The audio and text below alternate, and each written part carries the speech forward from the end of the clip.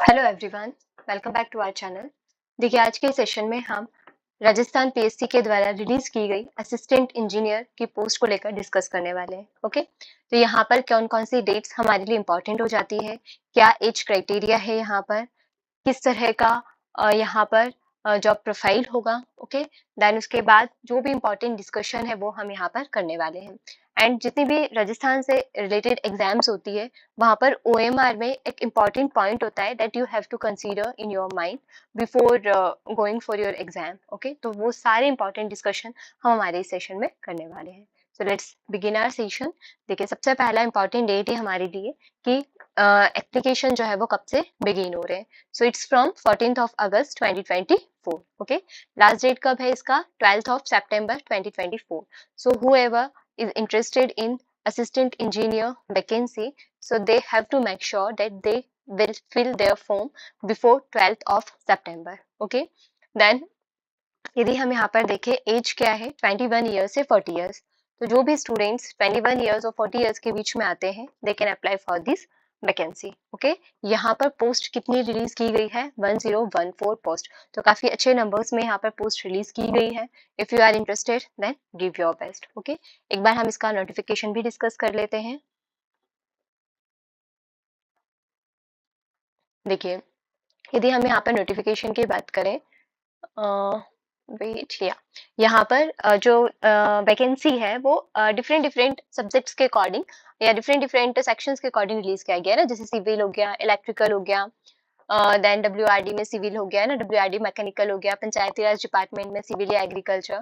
तो according to your qualification आप यहाँ पर अपना एग्जाम का फॉर्म जो है वो भर सकते हैं। ठीक है, और यहाँ पर जो पोस्ट रिलीज की गई है उसके लिए जो भी वैकेंसी सॉरी जो भी एलिजिबिलिटी है वो यहाँ पर मेंशन की गई है। ओके, जैसे कि जो सेक्शन 135 है उसके लिए एलिजिबिलिटी क्राइटेरिया का क्या है कि आपने बीई किया हो सिविल में या फिर उसी के इक्विवेलेंट कोई सा और क्वालिफिकेशन आपके पास हो, है ना, and that should be approved by the government. Then section second के लिए भी यहाँ पर दिया हुआ है, फोर्थ, सिक्स एंड सेवंथ आप यहाँ पर चेक कर सकते हैं। ठीक है, यहाँ पर जो पे लेवल होगा वो कौन सा होगा? 14th। ग्रेड पे कितना है? 5400। ओके, एज लिमिट हम डिस्कस कर चुके हैं 21 to 40। यहाँ पर एज रिलैक्सेशन भी दिया हुआ है ना। तो देखिए किस तरह से एज रिलैक्सेशन यहाँ दिया हुआ है। यदि SC ST बैकवर्ड क्लासेस या इकोनॉमिकली वीकर सेक्शन से आप बिलोंग करते हैं तो आपको 5 ईयर का एक्सटेंशन दिया जाएगा, है ना। वुमन कैंडिडेट जो इन सारे सेक्शन से बिलोंग करती है तो उन्हें 10 ईयर्स का, और यदि वुमन जनरल कैटेगरी से है तो उन्हें 5 ईयर का एक्सटेंशन दिया हुआ है।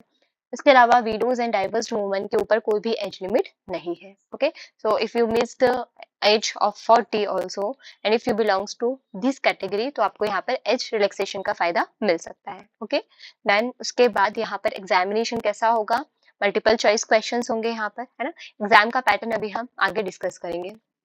देन यहाँ पर आप एग्जाम फी देख सकते हैं, है ना, कि जो भी स्टूडेंट्स हैं कैटेगरी के अकॉर्डिंग यहाँ पर 600 एंड 400 आपका एग्जामिनेशन फी होने वाला है।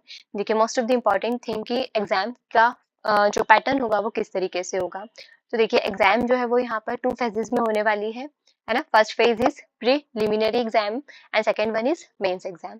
जो प्रीलिमिनरी एग्जाम होगा वो केवल स्क्रीनिंग टेस्ट होगा, दैट मीन्स व्हाट कि मेरिट इसके बेसिस पर डिसाइड नहीं किया जाएगा। केवल यहाँ पर स्टूडेंट्स को सेग्रीगेट करने के लिए प्रीलिमिनरी एग्जाम कंडक्ट किया जाएगा जो कि 400 मार्क्स का होगा। ओके, इसमें 2 पेपर होंगे, एक कंपलसरी पेपर होगा और एक यहाँ पर ऑप्शनल पेपर होगा। कंपलसरी पेपर के सब्जेक्ट्स क्या हैं? General knowledge, general science, including the knowledge of Rajasthan and it's geography, economy and culture. 200 marks का 2 आवर्स का पेपर होगा। ओके, ऑप्शनल पेपर जो भी आपके सब्जेक्ट होंगे, जो भी आपका ग्रेजुएशन पोस्ट ग्रेजुएशन जिसमें भी हुआ हो, उसके अकॉर्डिंग यहाँ पर आप अपना ऑप्शनल सब्जेक्ट जो है वो चूज कर सकते हैं। मेंस एग्जामिनेशन कैसा होने वाला है? यहाँ पर रिटन एग्जाम होगा। देन उसके अलावा यहाँ पर 4 पेपर होंगे। First paper Hindi and second one is social aspects of engineering, और ये कैसे होंगे? कंपलसरी सब्जेक्ट होंगे। Okay, each carry 100 marks. Then उसके बाद ऑप्शनल सब्जेक्ट होंगे थर्ड एंड फोर्थ। जो भी आपका सब्जेक्ट है उसके अकॉर्डिंग यहाँ पर आपका एग्जाम लाइक आपका जो पेपर है वो डिसाइड किया जाएगा। 200 मार्क्स का हर एक पेपर होगा। ठीक है, ऑप्शनल सब्जेक्ट्स के लिए यहाँ पर क्या है? Civil engineering, electrical engineering, mechanical engineering and agricultural engineering. Okay, then उसके बाद लास्ट फेज क्या होगा? Interview phase. And one more thing कि यहाँ पर मिनिमम 50% मार्क्स आपको स्कोर करना जरूरी है। एंड जो हमने फर्स्ट में डिस्कस किया था कि राजस्थान की जो भी एग्जाम्स होती है उसमें ओएमआर को लेकर एक इम्पॉर्टेंट पॉइंट है जो आपको ध्यान में रखना है ना। तो वो क्या है कि यहाँ पर आपको ओएमआर में 5 ऑप्शंस दिए जाते हैं। ओके, यहाँ पर यदि आपको कोई सा भी ऑप्शन सही लगता है तो आप 1 2 3 4 को सिलेक्ट कर सकते हैं। बट यदि आप किसी भी क्वेश्चन को स्किप करना चाहते हैं, इवन दो आपको वहां पर जो भी सर्कल होगा उसको मार्क करना होगा, है ना। कौन से पॉइंट पर? 5th पॉइंट पर। जैसे कि आप उस क्वेश्चन को अटेम्प्ट नहीं कर रहे हैं, है ना, यहाँ पर आपको ब्लू बॉल पॉइंट यूज करना है और 5th सर्कल को मतलब 5th ऑप्शन को सर्कल करना है। यदि आपने ऐसा नहीं किया तो वो क्वेश्चन आपका अटेम्प्ट माना जाएगा और वहां पर आपके 1/3 मार्क्स जो है वो डिडक्ट कर दिए जाएंगे, ठीक है, क्योंकि नेगेटिव मार्किंग है यहाँ पर। यदि आप किसी क्वेश्चन को अटेम्प्ट नहीं कर रहे हो, उस क्वेश्चन को स्किप कर रहे हो, तो मेक श्योर कि आप 5th वाला जो भी ऑप्शन है उस पर सर्कल करें, ठीक है। यही मोस्ट इंपॉर्टेंट थिंग है, क्योंकि कई बार एग्जाम के प्रेशर में, है ना, हम ये छोटी छोटी चीजें जो है वो भूल जाते हैं। हो सकता है कि हमें बहुत अच्छे से सारे क्वेश्चन अटेम्प्ट किए, बट जो क्वेश्चन स्किप किए उनको हमने सर्कल नहीं किया, तो जो मार्क्स हमें आने वाले थे वो भी निगेटिव के कारण कम हो जाएंगे। ओके, और कट ऑफ के लिए 0.5 मार्क्स भी बहुत ही इंपॉर्टेंट होता है। ओके, और भी यदि आपको कुछ डाउट्स या कुछ क्वेश्चंस हो with respect to this vacancy, आप कमेंट सेक्शन में बता सकते हैं। हम नेक्स्ट सेशन में मिलते हैं with new update. Thank you.